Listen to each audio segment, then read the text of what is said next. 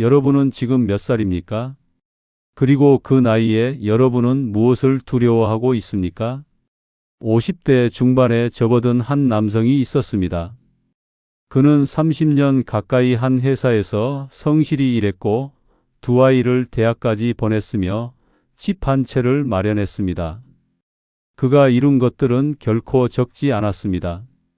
그러나 정작 그 자신은 자신의 인생에서 단 한 번도 주인공이었던 적이 없다고 느꼈습니다. 회사에서는 누군가의 부하였고 집에서는 누군가의 가장이었으며 사회에서는 그저 수많은 중년 남성 중 한 명일 뿐이었습니다. 그리고 이제 그는 은퇴를 앞두고 있습니다. 그의 머릿속에는 단 하나의 질문만이 맴돌았습니다. 이제 나는 무엇을 하며 살아야 하는가? 이것은 한 사람의 이야기가 아닙니다. 이것은 우리 시대를 살아가는 수많은 중년의 보편적 질문입니다. 여러분은 혹시 이런 생각을 해본 적이 있습니까? 내 인생의 가장 좋은 시절은 이미 지나가 버린 것이 아닐까? 이제 남은 것은 늙어가는 육체와 점점 줄어드는 가능성 뿐인 것은 아닐까? 우리는 언제부턴가 젊음을 곧 가능성과 동일시하게 되었습니다. 20대는 무한한 가능성의 시기, 30대는 도약의 시기, 40대는 완성의 시기. 그렇다면 50대는 무엇입니까? 사회는 이 질문에 명확히 답하지 않습니다. 아니, 어쩌면 애써 외면하고 있는지도 모릅니다. 그러나 진실은 이것입니다. 여러분이 50년간 살아온 모든 시간은 단지 과거가 아니라 이제부터 시작될 진짜 인생을 위한 가장 견고한 토대였습니다. 하버드 대학교의 발달 심리학자 로버트 캐거는 그의 저서에서 인간의 성장을 단계별로 구분하며 중년 이후의 시기를 자기 변형적 단계라고 명명했습니다. 이 단계에 이른 인간은 비로소 외부의 기준이 아닌 자신만의 내적 기준으로 삶을 판단하고 선택할 수 있는 능력을 갖추게 된다는 것입니다. 캐거는 이것이 결코 퇴보가 아니라 인간이 도달할 수 있는 가장 성숙한 의식의 형태라고 주장했습니다. 젊은 시절 우리는 타인의 시선, 사회의 기준, 조직의 요구에 따라 움직였습니다. 그것이 생존의 방식이었고 성공의 조건이었습니다. 그러나 50대에 접어들면서 우리는 비로소 묻기 시작합니다. 내가 진정으로 원하는 것은 무엇인가? 이 질문을 던질 수 있는 용기와 여유가 생긴다는 것, 그것이야말로 이 시기가 가진 가장 위대한 특권입니다. 런던 정경대학교의 행복경제학 연구팀이 발표한 대규모 종단 연구 결과는 더욱 놀랍습니다. 연구진은 전 세계 132개국 50만 명 이상의 데이터를 분석했습니다. 그 결과 인간의 행복도는 유자 곡선을 그린다는 사실이 밝혀졌습니다. 행복도는 20대 초반에 정점을 찍은 후 점차 하락하여 40대 후반에서 50대 초반 사이의 최저점에 도달합니다. 그러나 여기서 끝이 아닙니다. 50대 중반을 기점으로 행복도는 다시 상승하기 시작하며 60대와 70대에는 20대에 못지않은 어떤 경우에는 그보다 더 높은 수준의 행복을 경험하게 됩니다. 연구를 주도한 데이비드 블렌치플라워 교수는 이렇게 말했습니다. 중년의 위기는 실제하지만 그것은 영구적인 상태가 아니라 통과 의례입니다. 그리고 그 터널을 지나면 인생의 가장 만족스러운 시기가 기다리고 있습니다. 왜 그럴까요? 왜 50대 이후 행복도가 다시 상승하는 것일까요? 첫 번째 이유는 비교의 종말입니다. 젊은 시절 우리는 끊임없이 타인과 자신을 비교했습니다. 누구는 더 좋은 대학에 갔고, 누구는 더 큰 회사에 입사했으며, 누구는 더 일찍 결혼하고 더 넓은 집에 살았습니다. 이 끝없는 비교는 우리를 지치게 만들었습니다. 그러나 50대에 접어들면 이 게임이 더 이상 의미가 없다는 것을 깨닫게 됩니다. 누군가는 성공했고 누군가는 실패했다는 이분법적 잣대가 얼마나 허무한 것인지를 뼈저리게 체감합니다. 우리는 비로소 각자의 삶이 각자의 방식으로 의미를 가진다는 것을, 그리고 그것을 판단할 권리는 오직 자기 자신에게만 있다는 것을 받아들입니다. 두 번째 이유는 역할로부터의 해방입니다. 20대부터 40대까지 우리는 수많은 역할을 떠안고 살았습니다. 누군가의 직원, 누군가의 배우자, 누군가의 부모, 누군가의 자녀. 이 역할들은 우리에게 정체성을 부여했지만 동시에 우리를 올감했습니다. 우리는 역할을 충실히 수행하기 위해 우리 자신의 욕망을 뒤로 미뤘습니다. 그러나 50대에 들어서면 이 역할들이 하나둘씩 느슨해지기 시작합니다. 자녀는 성인이 되어 독립하고 직장에서의 책임은 점차 후배에게 이관되며 부모는 세상을 떠나거나 우리의 돌봄이 필요한 존재가 됩니다. 이 과정은 고통스럽습니다. 왜냐하면 우리는 오랫동안 이 역할들을 통해서만 우리 자신을 정의해 왔기 때문입니다. 그러나 역할이 사라진 그 자리에 비로소 나라는 존재가 모습을 드러냅니다. 역할이 아닌 본질로서의 나. 이것이야말로 50대가 우리에게 선사하는 가장 큰 선물입니다. 세 번째 이유는 시간에 대한 새로운 인식입니다. 젊은 시절 우리에게 시간은 무한했습니다. 적어도 그렇게 느껴졌습니다. 우리는 나중에 해도 되라고 말하며 진짜 하고 싶은 일들을 미뤘습니다. 돈을 더 벌면, 승진을 하면, 아이가 크면 그때 하겠다고 다짐했습니다. 그러나 50대에 접어들면 시간이 유한하다는 것을 깨닫습니다. 이것은 절망이 아니라 각성입니다. 유한한 시간은 우리로 하여금 우선순위를 명확히 하도록 강제합니다. 우리는 더 이상 모든 것을 다 할 수 없습니다. 그러므로 우리는 선택해야 합니다. 무엇이 정말로 중요한가? 무엇이 나를 진정으로 살아있게 만드는가? 스탠퍼드 대학교의 심리학자 로라 카스텐스는 사회의 정서적 선택성 이론을 통해 이를 설명했습니다. 나이가 들수록 인간은 양보다 질을 추구하게 되며 피상적인 관계보다 깊고 의미 있는 관계에 집중하게 된다는 것입니다. 이는 퇴보가 아니라 진화입니다. 한 여성의 이야기를 들려드리겠습니다. 그녀는 53세에 남편과 이혼했습니다. 25년간의 결혼 생활이 끝난 것입니다. 그녀에게는 대학생 아들 하나와 갓 사회생활을 시작한 딸 하나가 있었습니다. 주변 사람들은 그녀를 걱정했습니다. 이 나이에 혼자서 어떻게 살려고 그래? 애들은 생각 안 해? 그러나 그녀는 이렇게 대답했습니다. 나는 지금까지 단 한 번도 나를 위해 산 적이 없습니다. 20대에는 부모님의 기대를 저버리지 않기 위해, 30대에는 남편과 시댁의 며느리로서, 40대에는 아이들의 엄마로서 살았습니다. 이제 나는 나로서 살고 싶습니다. 이혼 후 그녀는 오랫동안 꿈꿔왔던 일을 시작했습니다. 작은 베이커리를 운영하는 것이었습니다.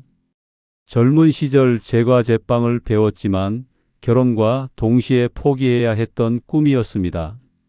처음에는 서툴렀습니다. 경영에 대해 아는 것도 없었고 체력도 예전 같지 않았습니다. 그러나 그녀는 행복했습니다. 새벽 4시에 일어나 반죽을 치대는 그 시간이 그 어떤 순간보다 생생하게 느껴졌습니다. 가게 문을 열고 손님을 맞이하는 그 순간이 누군가의 아내나 엄마가 아닌 자기 자신으로 서 있는 것 같았습니다. 그녀는 이제 58세입니다.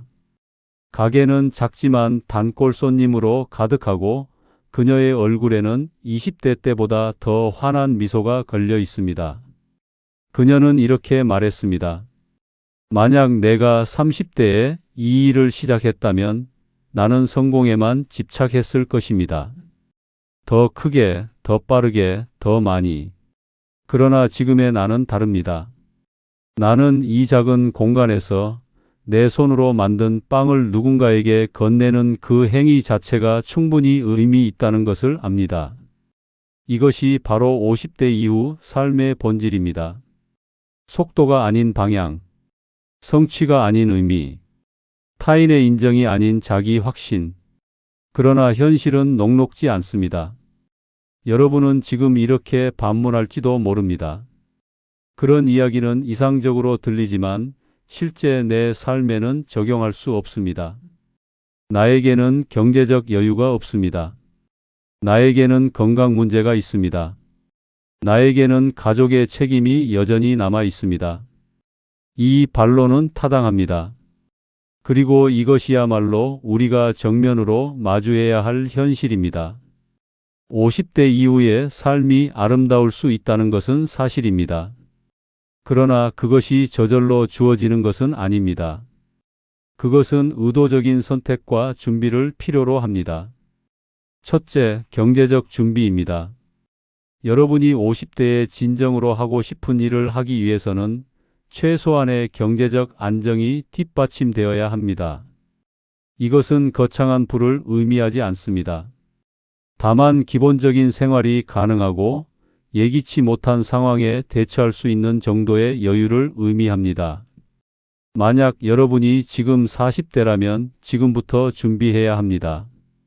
불필요한 지출을 줄이고 저축과 투자를 통해 노후 자금을 마련해야 합니다. 이것은 인색함이 아니라 현명함입니다. 둘째, 관계의 재구성입니다. 50대 이후 여러분을 지탱해 줄 것은 돈이나 지위가 아니라 관계입니다. 그러나 모든 관계가 동등한 가치를 지니는 것은 아닙니다. 여러분은 지금부터 여러분에게 진정으로 의미 있는 관계가 무엇인지 구분해야 합니다. 형식적인 만남, 의무적인 모임, 소모적인 인간관계로부터 과감히 거리를 두어야 합니다. 대신 여러분을 있는 그대로 받아들여주는 사람들, 여러분과 깊이 있는 대화를 나눌 수 있는 사람들, 여러분의 성장을 응원해주는 사람들과의 관계에 집중해야 합니다. 질 높은 관계 3개가 피상적인 관계 30개보다 여러분을 더 풍요롭게 만들 것입니다. 셋째, 의미의 발견입니다. 여러분이 50대 이후에 할 일은 반드시 거창할 필요가 없습니다. 그것은 세상을 바꾸는 일일 필요도 없고 많은 돈을 버는 일일 필요도 없습니다. 중요한 것은 그 일이 여러분에게 의미가 있는가입니다. 어떤 사람에게는 그것이 그림을 그리는 것일 수 있고 어떤 사람에게는 봉사활동일 수 있으며 어떤 사람에게는 손주를 돌보는 것일 수 있습니다.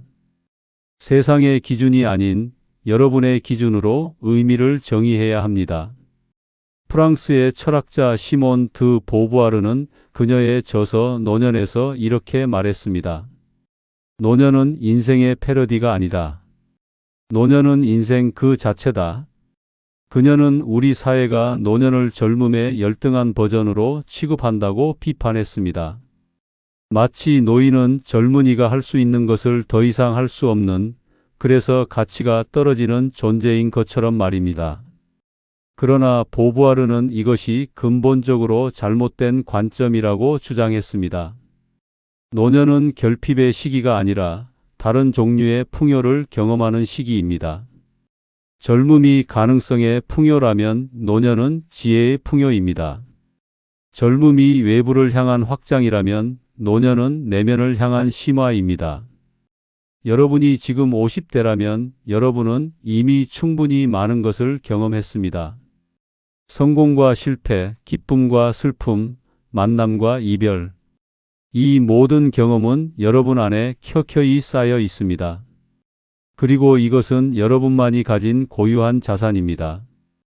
20대는 이 자산을 가지고 있지 않습니다. 그들에게는 가능성이 있지만 여러분에게는 지혜가 있습니다. 가능성은 불확실하지만 지혜는 확실합니다. 이제 마지막 이야기를 하나 더 들려드리겠습니다. 한 남성은 60세에 암 진단을 받았습니다. 의사는 그에게 남은 시간이 많지 않다고 말했습니다. 그는 처음에는 절망했습니다. 그러나 곧 깨달았습니다. 자신이 두려워하는 것은 죽음 그 자체가 아니라 제대로 살지 못한 채 죽는 것이라는 사실을 그는 자신에게 물었습니다. 만약 내게 1년이 남았다면 나는 무엇을 하며 살고 싶은가? 그는 평생 하고 싶었지만 미뤄왔던 일을 시작했습니다. 글을 쓰는 것이었습니다. 그는 매일 새벽에 일어나 자신의 인생을 회고하며 글을 썼습니다. 그가 살아온 시간, 그가 만났던 사람들, 그가 느꼈던 감정들. 그는 이 글을 출판할 생각도 없었고 누군가에게 보여줄 생각도 없었습니다. 그저 자기 자신을 위해 자신의 삶을 정리하고 의미를 부여하기 위해 썼습니다. 놀랍게도 그는 의사의 예상을 뒤엎고 5년을 더 살았습니다.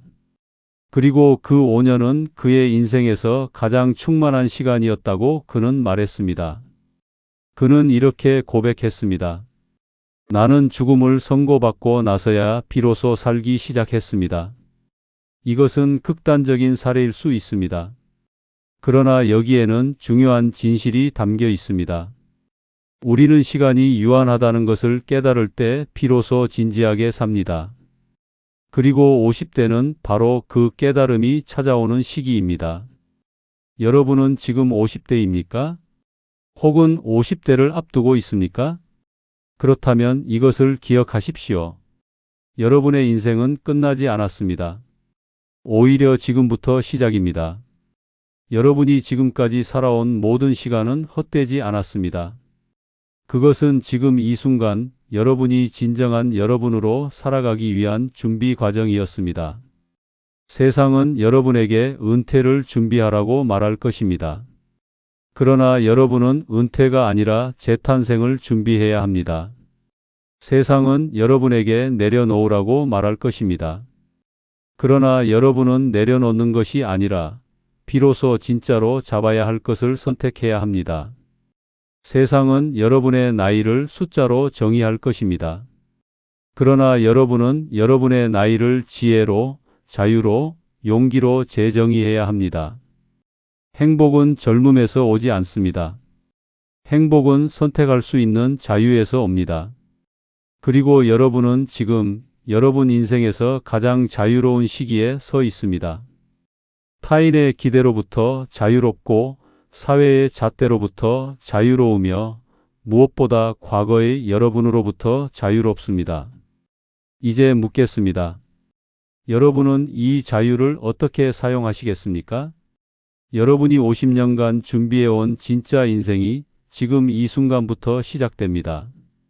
오늘 이야기에 대한 여러분의 생각은 어떠신가요? 여러분은 50대 이후의 삶에 대해 어떤 기대와 불안을 가지고 계신가요?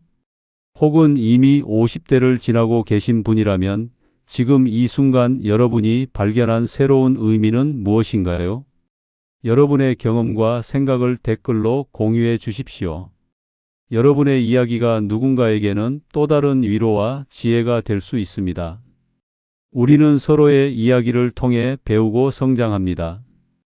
만약 오늘 이야기가 여러분의 마음에 울림을 주었다면 좋아요 버튼으로 공감을 표현해 주십시오.